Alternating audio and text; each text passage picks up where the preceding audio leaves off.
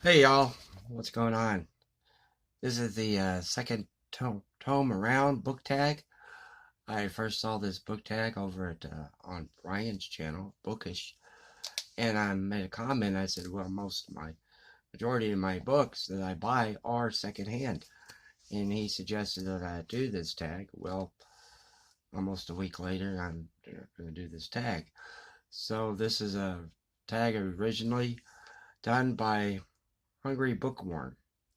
So, question number one. Do you buy secondhand books? Yes, I do. The majority of the books I have are secondhand. And when I first started watching BookTube, I was watched the YA booktubers, and they would show a book, like for instance, it's Cassandra Clare's Mortal Instruments series. They were all excited about it. So what I did was that instead of buying the entire book in the series, I just buy one book, and if I liked it, I would continue with the series. And I did that with Sarah J. Maas's book, A Court of Thorn and Roses. I read the first book in the series, and I didn't care for it, so I didn't continue in the series. The Cassandra Clare books, however, I continued the series and finished them, and I also went to the Infernal Devices series, which I really enjoyed. Question number two. Uh, what was your latest purchase? Well, my latest purchase I bought this past Friday is Dispatches from the Weimar Republic, Versailles and German Fascism. This is by Morgan Phillips Price and edited by Tanya Rose. Tanya Rose is the daughter of Morgan Phillips Price. Morgan Phillips Price inherited 2,000 acres when he was 1 year old when his father passed away. And this is a picture of Adolf Hitler right here. The picture was taken in 1923. And at first, he was Morgan Phillips Price. At first, wrote a book called Dispatches from the Revolution, Russia 1916 to 1918. And his name is mentioned in this book. Petrograd, 1917, Witnesses to the Russian Revolution. And this is by John Penford. And this is by Bodleian Library of Oxford. And he was mentioned at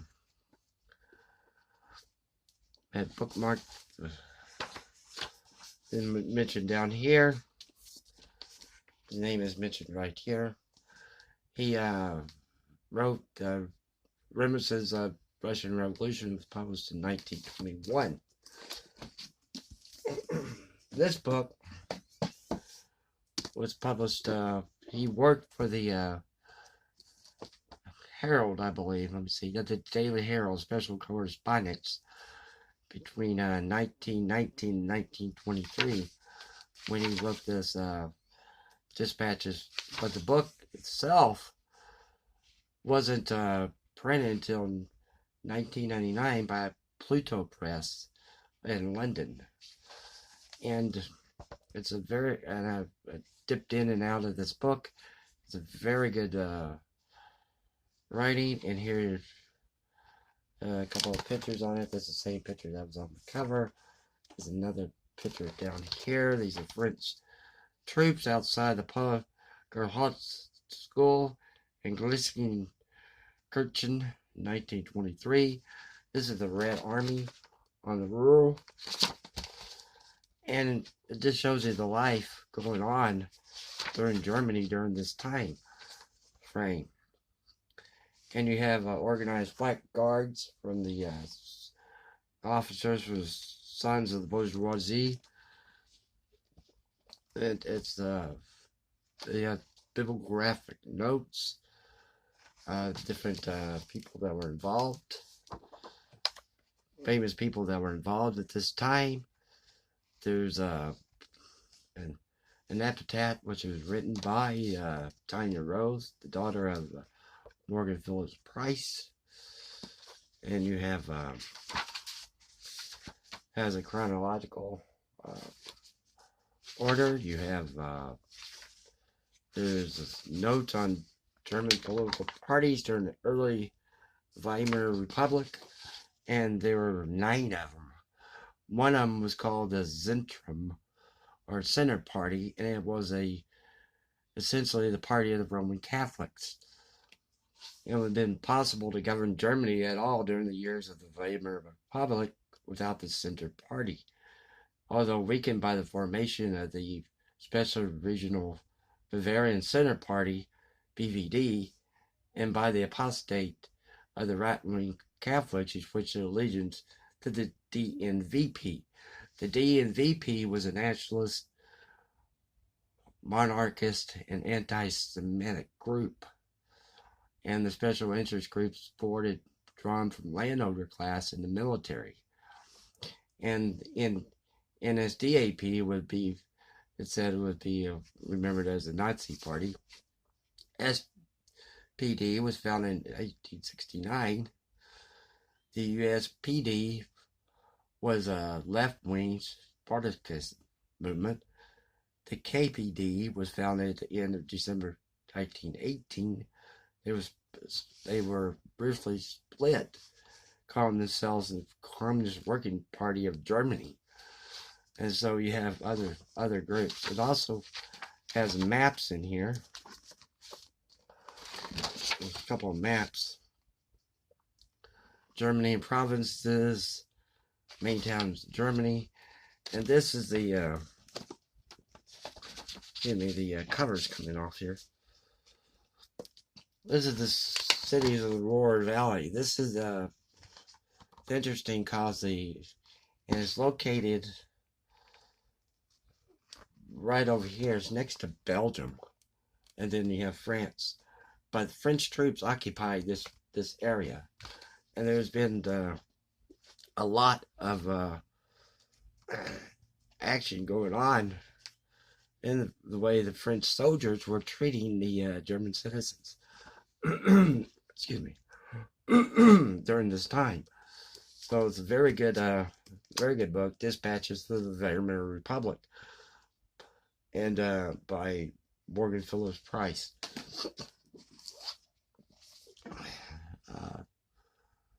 Question number 3: what condition do you find acceptable, tatty or not tatty? Well, it depends on the book. If the book has a lot of underlined passages in the book, in a used book, then I won't take it.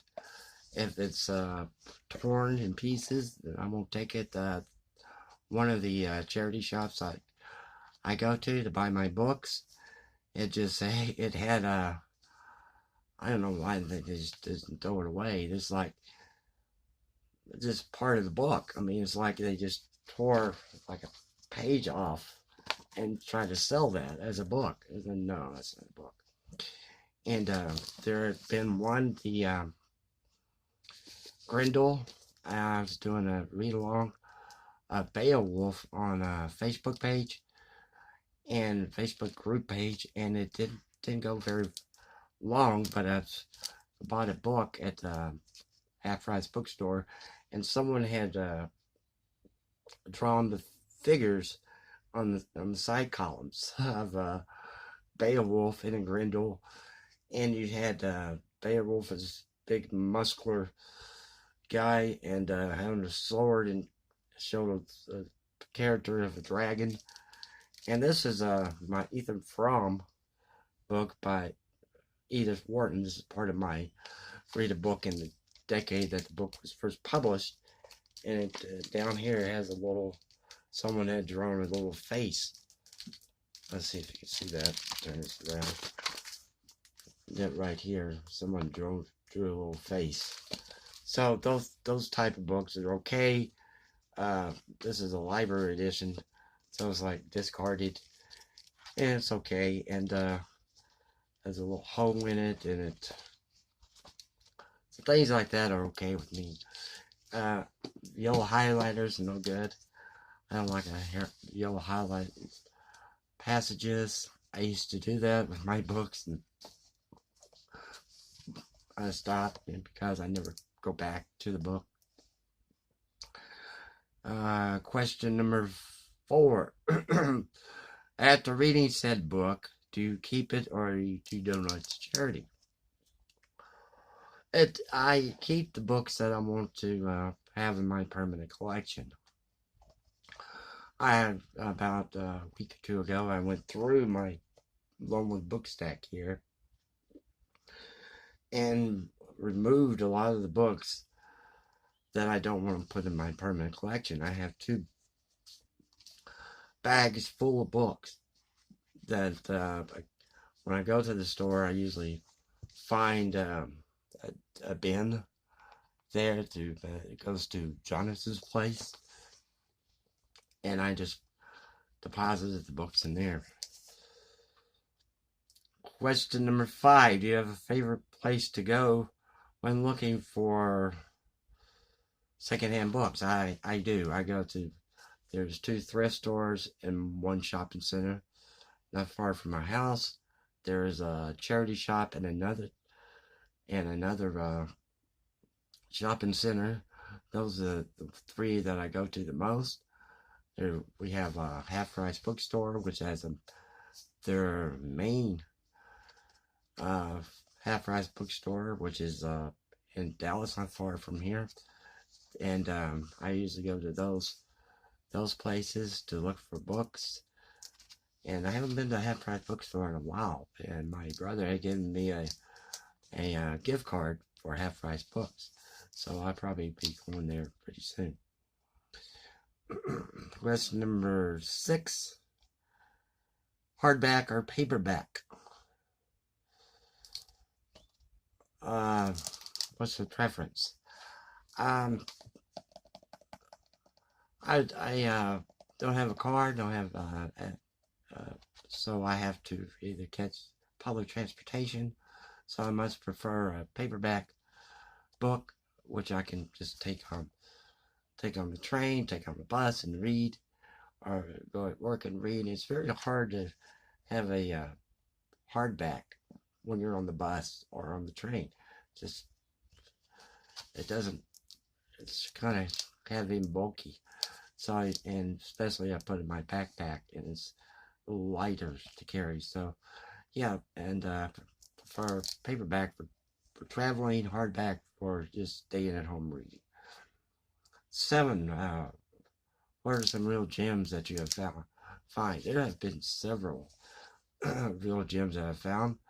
Several that I've shown on my channel a couple of times.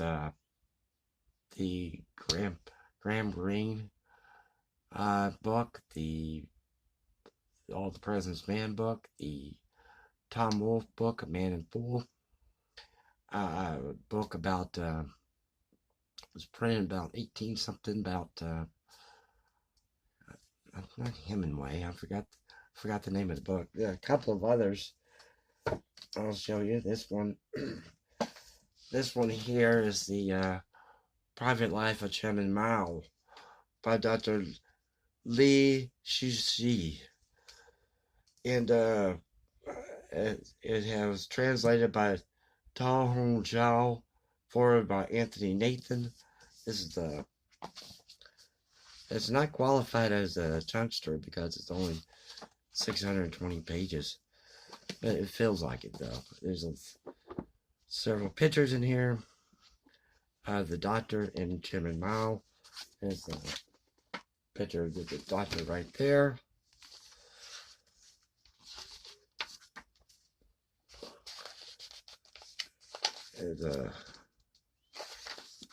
Here's a picture of the doctor and Chairman Mao right here. Someone who purchased this book was on a trip. They went from Oklahoma City and arrived in Newark. And then I found another one where a boarding pass with he went from Newark to Glasgow. And that should be something that book dupes should have. It's like, what gems have you found in books that people use for bookmarks? And there's one in here, and it has notes, has the aftermath, it has biblical sketches, It has and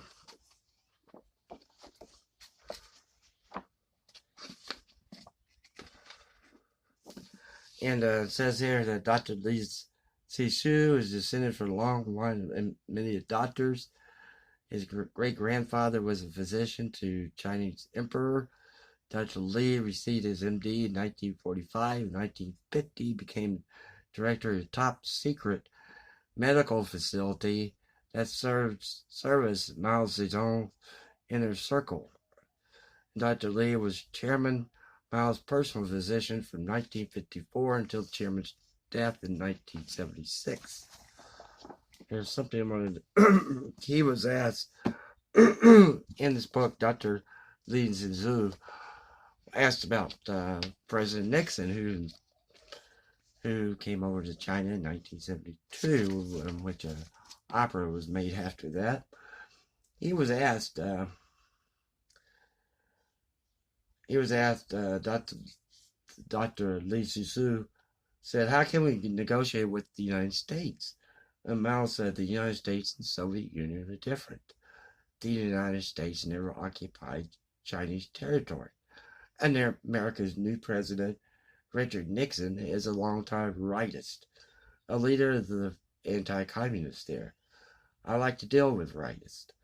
They say what they really think, not like the leftists, who say one thing and mean another. So this is the Private Life of Chairman Mao. This was put out by Random House. I got this one here. It's what acceptable and not acceptable. I like Gilbert and Sullivan operettas. This is Gilbert and Sullivan in the World by Leslie Bailey. This is a little on the side back here. To me, that's acceptable because you could always take the dust jacket off, and this is what it looks like here.